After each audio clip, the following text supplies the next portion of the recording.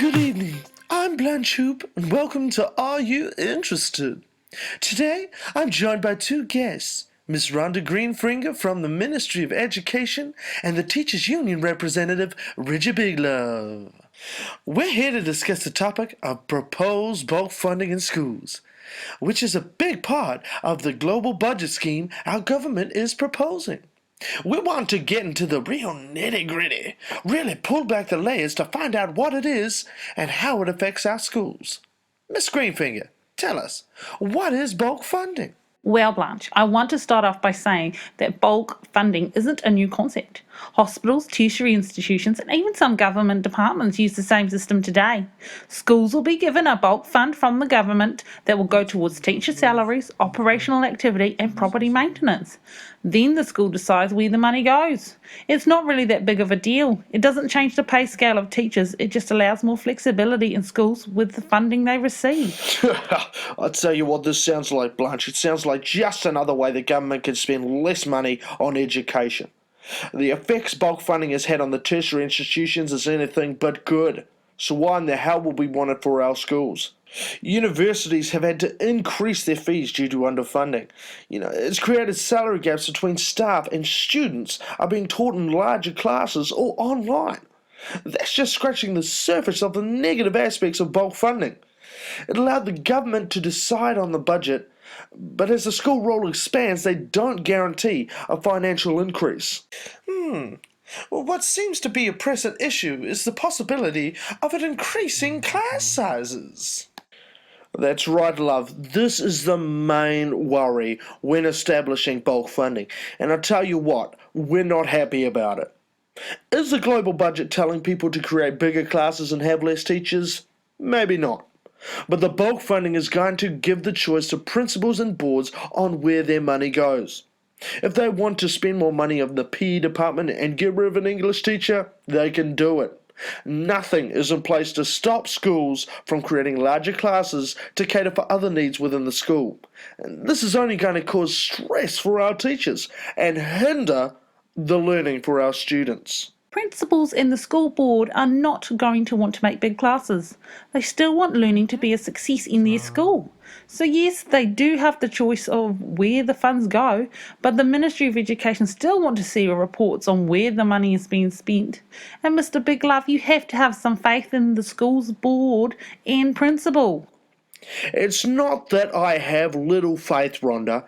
It's just that some principals and boards believe some areas and people are a higher priority.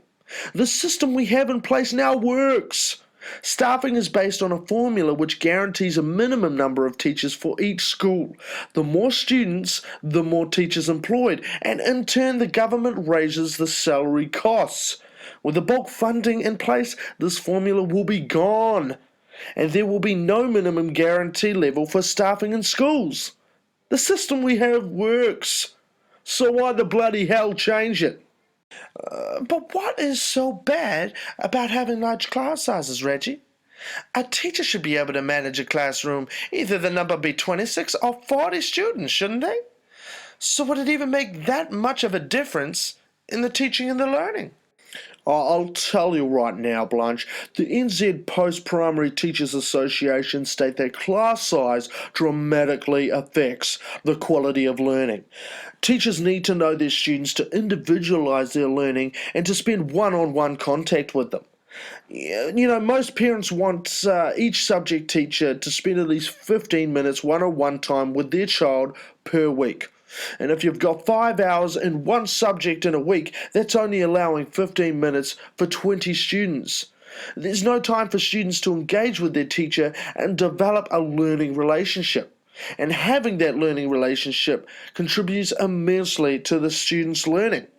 But if you've got a teacher spread thinly across a big class, this hinders the ability to even build that relationship. Large classes created by bulk funding will be doing our young people an injustice. Okay, Reggie, yes. Students learn from their teachers, but that is not the only way. Peers have a big input in learning too. If a teacher is effective in creating a positive learning environment, peers will have the right attitudes to encourage one another within the classroom. That way, students can work together on activities. Not to mention the other ways students can improve their learning with things like trial and error, inquiry, or experiencing events. I do agree with you, Rhonda, that creating a positive learning environment will effectively stimulate learning between peers. But have you forgotten the behaviour management teachers have to deal with in class? The more students teachers have, the more behavioural management is needed. So, how can you create that positive learning environment when you're just managing behaviour? When this is being managed more of the time, it leaves less time for actual in depth teaching. And aside from that, what about all the work outside of class that teachers have to do, like planning, marking, and creating activities? Large classes don't only affect the quality of teaching and learning, but they also have a big difference on teachers' stress levels. It hinders the teacher's ability to be more creative with activities. Teachers will find it much easier to just sit the students down and force feed the curriculum. That's not an ideal teaching method, and certainly not one that will work for all students. When the PPTA and the NZEI hold meetings to oppose the global budget, we can see a lot of teachers are unhappy. There are 60,000 teachers in these unions, Blanche. That's a hell of a lot of teachers. And they're all worried about the potential increase in class sizes that this bulk funding will create. Well, actually, Reggie, there have been studies on class sizes and the quality of teaching. Malcolm Gladwell, the author of David and Goliath, looked at hundreds of studies and showed that 15% of students learn better in small classes and 15% actually do worse. I think our focus here should be creating quality teachers that are able to effectively teach big classes. You're talking about having effective teachers. Well, an effective teacher knows exactly what each student is learning and what areas they struggle with. Knowing this sort of stuff enables teachers to reflect and improve on their quality of teaching. How the bloody heck can we expect teachers to get to know where 40 plus individual students are in their learning in just 1 hour a day? Big classes often cause teachers that are usually effective to become ineffective. So, where do we go from here? What can we do to fix this problem? And should we even allow it to go forward? Over my time as a teacher and reading various research, I can't help but be strong in my opinion that quality teaching happens when the classes are smaller. I'm not convinced that big classes are the way to move forward for student learning, and the fact that bulk budgeting puts pressure on this will upset parents, teachers, and students. It just seems like a big step backwards, Blanche.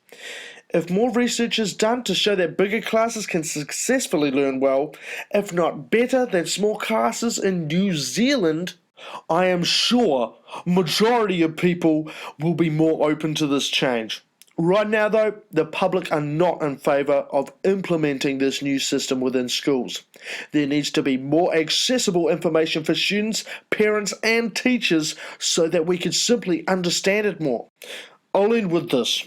As Resnick and Zurowski said, teachers in small classes pay greater attention to each pupil. Students in these classes experience continuing pressure to participate in learning activities and become better, more involved students.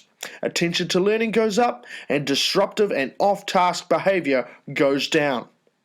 So why are we putting pressure on increasing class size? As Ms. Parata from the Department of Education said, we are the government, so we have the right to make decisions. But we are open to informed feedback and we need to be listening to the unions worried. We will look into effective ways on how to ensure that bulk funding doesn't put pressure on class sizes. We will do this by monitoring schools' pupil to teacher ratio. These are all areas that need to be up for discussion. Well, you heard it here first, folks. And by the sound of it, there's still a long way to go before this issue is sorted. Thanks to our guests Rhonda Greenfinger and Reggie Biglove for joining me here today. I'm your host, Blanche Hoop, forever asking the burning question. Are you interested?